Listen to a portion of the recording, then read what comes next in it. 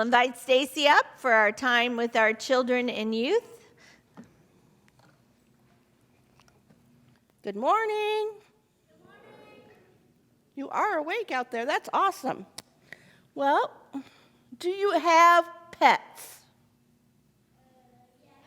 Okay. What kind of pet do you have? A dog and a dog. Okay. Both. All right. And I just put... Not a rabbit or a hamster, but somebody else might have a rabbit or a hamster or a bird or a fish, cats and dogs. I didn't put any lizards or snakes, no.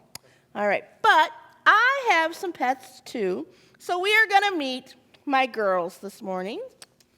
And first, we have Cleopatra, and she's my little black and white tuxedo girl, and she absolutely loves to snuggle and cuddle and purr.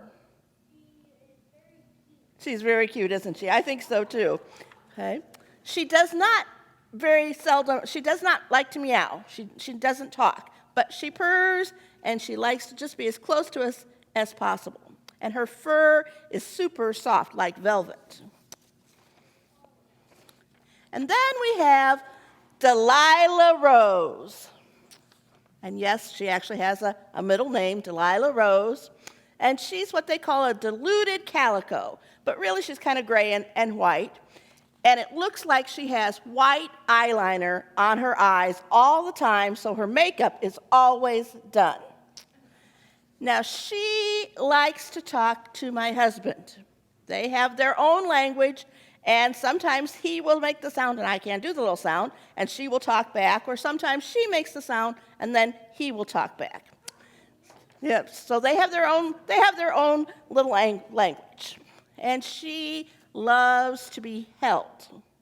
She will talk all the time. And as soon as you pick her up, then she's perfectly happy, just like a little baby. You know, they cry, and as soon as you pick them up, they're done. So I brought some things to show how important it is to take really good care of Cleopatra and Delilah. So they have two kinds of food. They get dry food, and then they also get soft food, but the soft food has to have gravy because that's just what they've always had.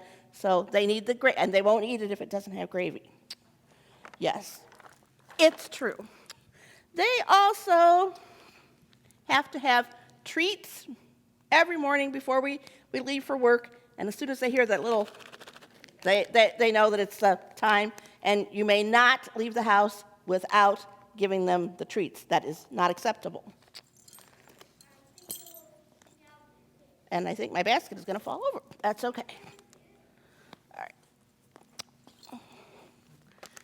And they get bottled water. They've never had water from the faucet or just regular. No, they have to have the good stuff because we wouldn't give them Dwight water. No. And they love catnip. We have a scratcher, and we put it on the scratcher, and they roll around in it. It gets in their fur, and they eat it, and they think it's wonderful. They were not happy that I brought this morning and did not share with them. They didn't know about that. And, of course, they have some toys, and they also like feathers and wands as well. And this is a blanket that they like to cuddle in our dining room by the vent so that they get the warmth from the heater and then they snuggle all in. So there's a lot of things that it takes to make good care of Delilah and Cleopatra.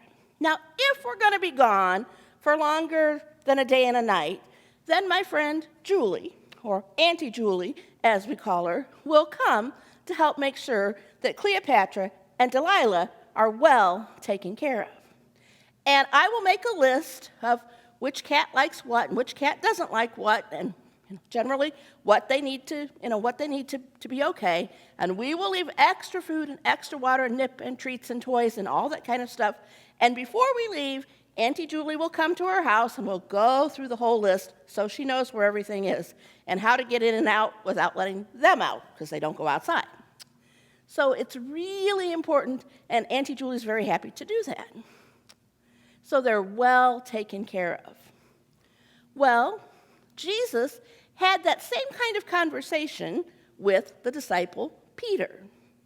And Jesus said to Peter, "Feed my sheep." Jesus was saying he was going back to heaven and he wouldn't be there, but he wanted to make sure that his sheep were taken care of. Now, the sheep that Jesus is talking about are not the farm animals that have wool and go bah, bah, bah. Not those kind of sheep. Who are the sheep Jesus was talking about? Carter? People. You are exactly right. Jesus wanted to make sure that his people, his flock, was taken care of. Yes, his people on earth. You're exactly correct. So when he returned to heaven, he wanted to make sure. So he kept saying, "Peter, feed my sheep." He wanted to make sure. Well, Pastor Mary is like Peter, and she's our leader, and part of her job is to feed us, not necessarily give us Cheez-Its, but to feed our hearts and our soul, and to point us in the right direction so that we can have a deeper relationship with God. And we're all part of Jesus' people. We're Jesus' sheep. So our job is to also care for each other as sheep in the flock and to make sure that we are feeding other sheep, because that's what Jesus would want us to do. Feed my sheep. Would you join me in prayer, please? Dear God, we thank you that you have us all taken care of and you provide for all our needs, and you provided Jesus, and we know that we are your sheep and that you point us in the right direction, and you do want us to help feed other sheep, other people with your love. And all God's people said, Amen. Thank you, Stacy.